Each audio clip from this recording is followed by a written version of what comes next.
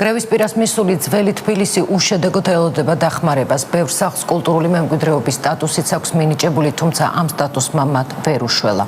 რეაბილიტაციის პროგრამა, რომელსაც თბილისელებს დედაქალაქის ხელმძღვანელობას თავაზობს, მხოლოდ კორპუსებს ეხება. ძველი თბილისი კი, როგორც ჩანს, დანგრევისთვის გაწირეს. ძველი თბილისის რაიონში მელიქიშვილის 13 ნომერში საუკუნეზე მეტია დგას სახლი, რომელსაც კულტურული მემკვიდრეობის ძეგლის სტატუსი აქვს. თქვენ თვითონ ხედავთ, როგორ ინგრევა აგერ. მოსახლეობა ამბობს, რომ მე-19 საუკუნის ბოლოს აშენებულ ამ სახლს რეაბილიტაცია არასდროს ჩატარებია.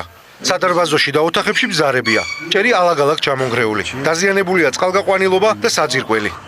ჩვენ გვაქვს სამხარაულის დასკვნა, რომლის მიხედვითაც ვიცით, რომ არ ექვემდებარება არც აღდგენას, არც რეაბილიტაციას. დაახლოებით 2 კვირის წინ ჩემი სახლის კედელი გადაწვა, ჩამოიშალა ჭერი და ამას მოყვა, გააჯის და სამშენებლო ნარჩენების ჩამოშლა. მელიქიშვილის ქუჩაზე მდებარე სახლი ჩამოგრევის პირასაა. კოტემესხის ქუჩაზე კი ეს სახლი უკვე ჩამოინგრა. საბედნიეროდ არავინ დაშავებულა. ორბელიანის ქუჩაზე ეს თბილისური ეზო იმდენად მძიმე მდგომარეობაშია, რომ მერია მოსახლეობა ქირით გაიყვანა. სხვადასხვა მონაცემებით ძველი თბილისის რაიონის სახლების 60-დან 80%-მდე ანალოგიურ მდგომარეობაშია.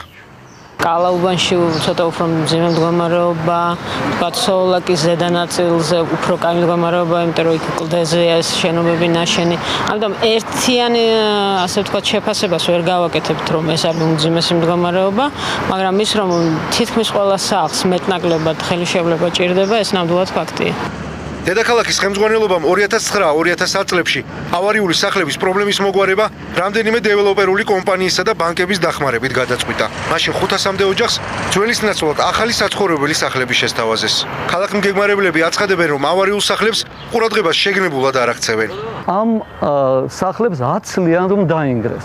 10 წლიან მივიდეს ისეთ დონეზე, რომ იქიდან შეშინებული ხალხი ორ კაპიკად წავიდეს აქედან. და ხელში ჩაიგდონ ეს ადგილი ძალიან იაფად და მე რასაც უნდათ იმას გააკეთებენ.